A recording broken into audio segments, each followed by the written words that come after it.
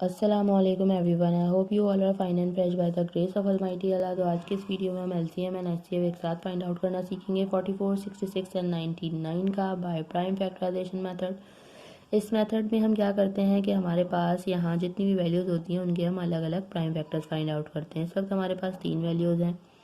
उनमें first value है 44, second value है हमारे पास 66 और थर्ड एंड लास्ट वैल्यू है हमारे पास 99। तो जब भी हम किसी वैल्यू के प्राइम फैक्टर्स फाइंड आउट कर रहे होते हैं तो उन्हें हमें प्राइम नंबर से ही डिवाइड करना होता है। प्राइम नंबर्स कौन से नंबर्स होते हैं? वो नंबर जो सिर्फ और सिर्फ दो ही टेबल्स में आते हैं, एक अपने और दूसरे वन के, वो कहलाते हैं प्राइम नंबर्स। यहाँ मैं आपको कुछ प्राइम नंबर्स की एग्जांपल दे रही हूँ, जैसे कि 2, 3, 5, 7 और ये इसी तरह कंटिन्यू रहते हैं। सबसे स्मॉलेस्ट प्राइम नंबर 2 है, हमें 2 से स्टार्ट लेना होता है। 2 का डिविजिबिलिटी रूल है कि अगर किसी वैल्यू के लास्ट में इवन नंबर या फिर 0 हो तो वो वैल्यू 2 से कम्प्लीटली डिवाइड हो सकती है। यहाँ पे हमें दो वैल्यूज़ 2 से कम्प्लीटली डिवाइड होती हुई नज़र आ रही हैं, तो हम 2 से डिवाइड करना स्टार्ट करेंगे। 2 के टेबल में 4 आता है 2 पे, 4 यहाँ पे भी है तो वो आएगा 2 पे।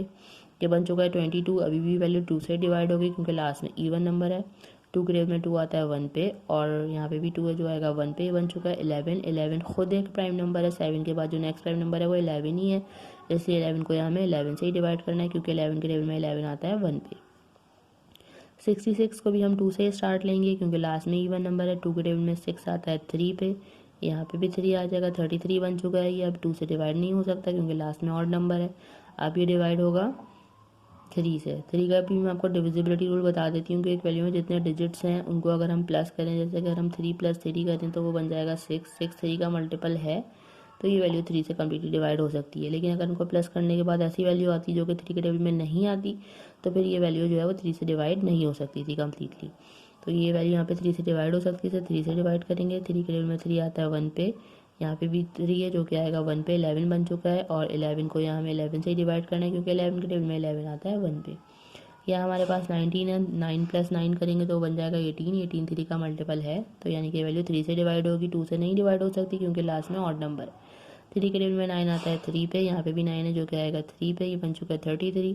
33 को भी हमें 3 से ही डिवाइड करना है क्योंकि 3 के टेबल में 33 आता है 11 पे और 11 को यहाँ हमें 11 से ही डिवाइड करना है क्योंकि 11 के टेबल में 11 आता है 1 पे। हम तीनों वैल्यूज़ के प्राइम फैक्टर्स फाइंड आउट कर चुके हैं। अब सबसे पहले हम इनके प्राइम फैक्टर्स लिखेंगे कुछ इस तरह। सबसे पहले हम 44 के प्राइम फैक्टर्स लिखेंगे जो कि हमारे पास आए हैं 2 × 2 × 11। उसके बाद हम लिख लेते हैं 66 के प्राइम फैक्टर्स जो कि हमारे पास आए हैं 2 × 3 × 11। लास्ट में हम लिखेंगे 99 के प्राइम फैक्टर्स जो कि हमारे पास आए हैं 3 × 3 × 11। अब चाहिए हमें कॉमन फैक्टर्स। ऐसे फैक्टर्स चाहिए जो कि इन तीनों में मौजूद हों। एचसीएफ जब हम फाइंड आउट कर रहे होते हैं तो ज़रूरी है कि यहाँ पे जितनी भी वैल्यूज़ हों उन सब में वो प्राइम फैक्टर मौजूद होगा, तभी हम उसका कॉमन फैक्टर जो है मतलब उसका पेयर बना सकेंगे। अगर 2 में मौजूद होगा तो हम नहीं उसका पेयर बना सकते, वो हम एलसीएम में कर सकते हैं। तो यहाँ पर हमें पेयर बनता हुआ नज़र आ रहा है। सबसे पहले तो 11 का पेयर बनता हुआ नज़र आ रहा है, इसका पेयर बन गया, पेयर बन के बाहर आ गया।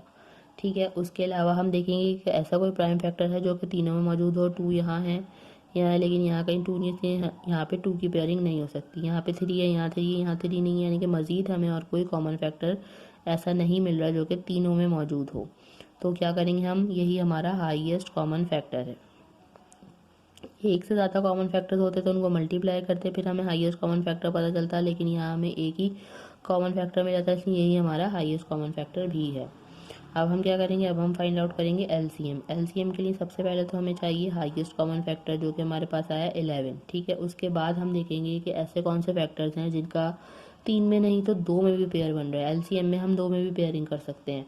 तो यहाँ हमें एक 2 का पेयर बनता हुआ नज़र आया, पेयर बन के बाहर आ गया, ऐसे हमने एक बार लिख लिया। उसके अलावा हमें एक 3 का पेयर बनता हुआ नज़र आया, पेयर बन के बाहर आया, ऐसे भी हमने यहाँ एक बार लिख लिया। उसके अलावा हमारे पास 2 और 3 जो है वो रिमेनिंग फैक्टर्स बचे हुए हैं जिनका कोई पेयर नहीं बन रहा। लास्ट में हम इन दोनों को भी 1 बाय 1 यहाँ लिख लेंगे, 2 × 3। अब हमें क्या करना है, इन सबको करना है मल्टीप्लाई, तो हमें पता चल जाएगा हमारा लीस्ट कॉमन मल्टीपल यानी कि एलसीएम। तो चलें जल्दी से इनको मल्टीप्लाई करते हैं।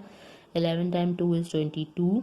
22 को यहाँ हमें मल्टीप्लाई करना है 3 से, तो हमारे पास हम रफ वर्क में करते हैं उसे 22 × 3। 3 × 2 = 6 and 3 × 2 = 6। 66 आ गया, इसे मल्टीप्लाई करना है हमें दोबारा से 2 से।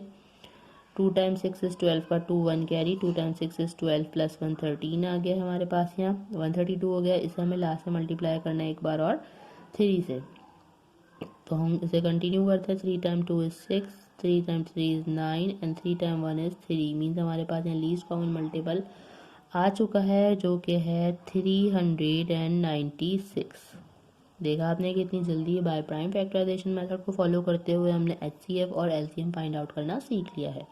आई होप कि वीडियो आपको अच्छे से समझ आई है। अगर ये वीडियो आपको पसंद आई तो इसे लाइक और शेयर जरूर करें और मेरे चैनल को भी सब्सक्राइब करें। इंशाल्लाह बहुत जल्द मिलती हूँ आपसे अपनी नेक्स्ट वीडियो में। अपना बहुत ख्याल रखिएगा। अल्लाह हाफिज़।